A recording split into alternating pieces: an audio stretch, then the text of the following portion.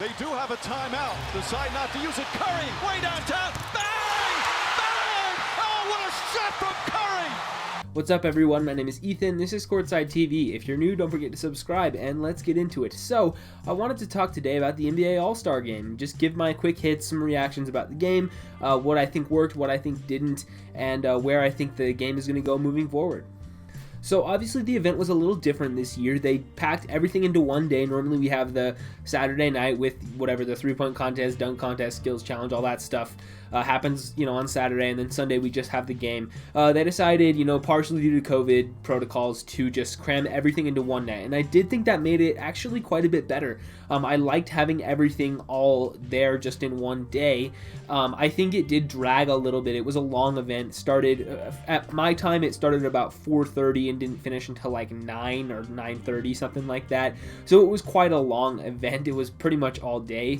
And that's fine. It's not like the end of the world because, for basketball diehards like me, I'm okay with just sitting down and watching the game on my Sunday. I don't have anything else to do, so just watch the All-Star Game on my Sunday afternoon. I quite enjoyed it. But for some people, I can understand it being a little bit of a long time, and that's fine. I think that they could probably have, sped up some of the transitions between events, and taken out some of the excess, trimmed the fat away. If they wanted to make it shorter, not sure if that's something the NBA is really trying to do, if they care how long it was really. And I think that it all worked. It all flowed pretty well together. I think having the dunk contest at halftime works well, especially if you're only going to have 3 contestants. I think that's something they'll probably not do in the future if they're going to have more contestants in the dunk contest, having it at halftime. But I did think it worked. It was good. It's not just okay, let me go get a snack or go to the bathroom or whatever and just ignore it until the game comes back on. It's something you want to watch and something you want to pay attention to, which is nice. It gives you a nice little break in between the action there. So I did think that having the dunk contest there was a good idea, and having the three-point competition before I think also works. For those players, there's the worry about, they can't, go from three-point contest into the game because they're going to be all tired from shooting threes or whatever. Those guys are fine. They're world-class athletes. We saw, all of them pretty much just play just fine in the All-Star Game. They weren't any tired from the three-point contest or anything. So I think all that works. The structure of the day I think was fine. And I don't think that the NBA is going to keep it that way. I think a lot of this was probably due to COVID protocols. They'll probably go back to having those other events on Saturday night. But if they did continue to do this, I wouldn't be mad because I think it does make for a pretty good and solid one-day event.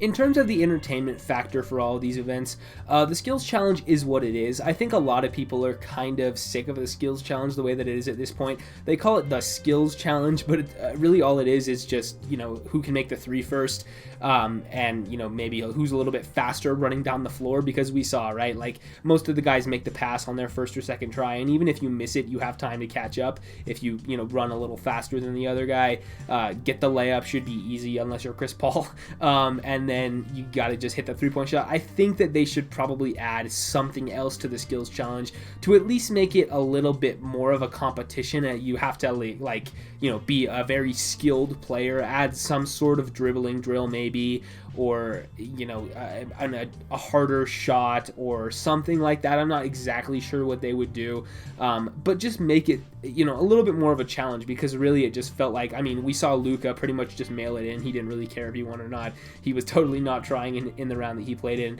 and we've seen that over the years where players just don't really care that much about the skills challenge, and I think that was one of the things that kind of brought that down for me today. Was just, I think the skills challenge probably needs a little bit of an overhaul, but again, that's not like the marquee event of the day, so it doesn't really matter that much in the grand scheme of things.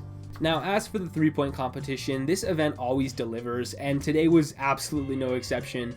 Can you think back to a 3-point contest as awesome as this? It comes down to the very final shot in the last round for Steph Curry to be able to win it. You guys, I got a new Steph jersey. Can you see? Boom, Oakland 30. It's the throwback one there. I think it's the statement edition jersey for this year. Finally got this jersey in, so I got to rep my guy Steph for today. But he was awesome tonight. I loved watching him.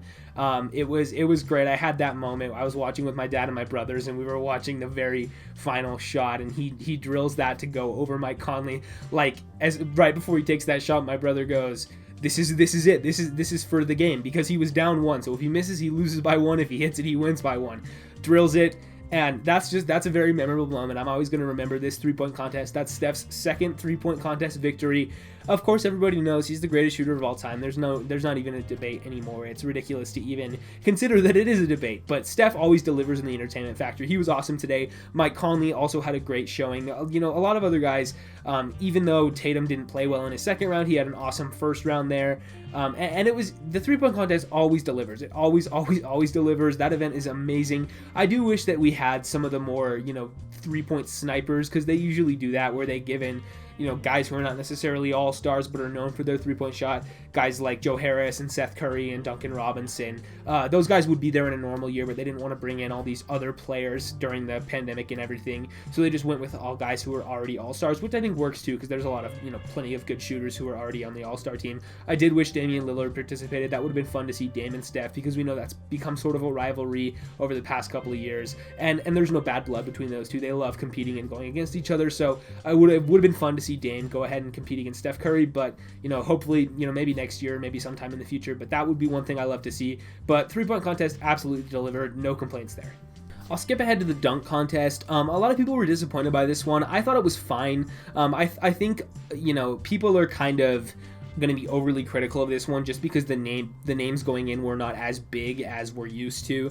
These 3 guys, like Toppin, yeah, he was a lottery pick. The other 2 are rookies. I guess Simons is not a rookie, but he's a young player who hasn't played much so far in his career. He's a role player for the Blazers. Cassius Stanley hasn't really had much NBA action at all to this point in his career. So it's a little bit of a lesser names going in. I figured that Toppin would probably win, was my assumption. That's the pick that I made. But again, I didn't really know much about Cassius Stanley or even Anthony Simons' dunking ability, considering that none of them really show it off in game that often. I thought it was okay. I did think Toppin probably had the best dunk of the night when he jumped over Julius Randle and his dad. That was probably my favorite dunk. If I was him, I would have saved that for the final round, because his final round dunk was definitely weaker, I thought, and that allowed Simons to get the victory there. I think it was fine. That's pretty much my thought on the dunk contest.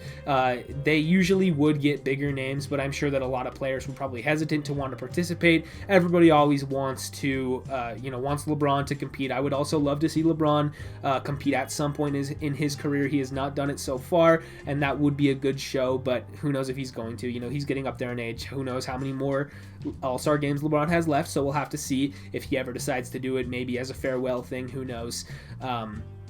And yeah, I mean, there's definitely some good dunkers in the NBA, and these 3, no shade to them, but it wasn't the best dunk contest I've ever seen. But I wasn't, I'm not going to say it was the worst one ever, because, there's been a couple in recent years that I don't think have been as strong.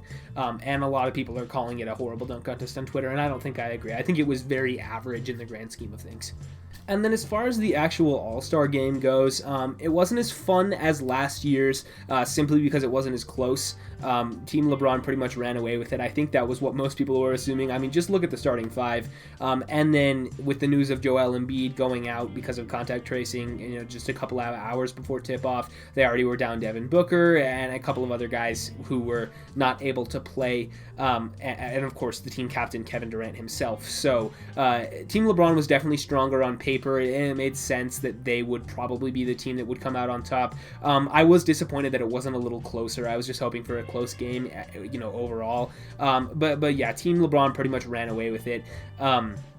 It was definitely a good, from an entertainment standpoint. Obviously, Steph Curry was going off, hitting those deep threes. Damian Lillard, same thing. Those two going back and forth, especially at the end of the first half. That was super fun. We had the Steph Curry to Chris Paul alley-oop and the Chris Paul to Steph Curry alley-oop, where they kind of traded back and forth. That was a really fun moment. Giannis, of course, was dominant. I believe he was 16 for 16 from the floor, didn't miss a shot, and was definitely very deserving of that All-Star Game MVP. So, from an entertainment standpoint, you had multiple guys on Team LeBron who were, playing great basketball and showing off everything. I think on the Team Durant side, I noticed Jason Tatum had a very good game. He was hitting shots. Kyrie Irving played very well, I thought. But ultimately, it doesn't really matter who wins, right? I was just hoping for a close game. Last year's game was, the one that came down to the final buzzer and Anthony Davis hitting those free throws to to end it there. The Elam ending is awesome. I talked about it at length last year. I kind of wrote an article about it, and I had tweeted about it and stuff. That was before I had my channel and everything. But I'm a very big proponent of the Elam ending. I would love to see the NBA incorporate it more in the future. Obviously not for regular season or playoff games or anything. But they had been talking about that mid-season tournament idea, and that we haven't heard about that for a while. That's probably because of pandemic. That's been put on hold. But if they ever do decide to bring that, I would love to see them use the Elam ending there. Perhaps in the G League, that could be something they experiment with there. I think we need to see it more. It makes for a very entertaining game if it's close. Unfortunately, this one was not. I hope that we will see more close games in the future like this. It was a great idea to bring it in. It worked last year, and yes, this game was a blowout, but I hope that doesn't deter them from using this in the future, because it's definitely a very fun way to end a basketball game. I hope they continue to use it. But yeah, I think that's pretty much it as far as my thoughts on the All-Star game. I think they should revamp the skills competition. I am okay with it being all in one night. I don't know if that will continue. Keep the Elam ending. And yeah, that's pretty much it. I think most people are probably in agreement with me on those things. But overall, I'm very glad that the NBA has been making some changes to the All-Star experience over the past couple of years.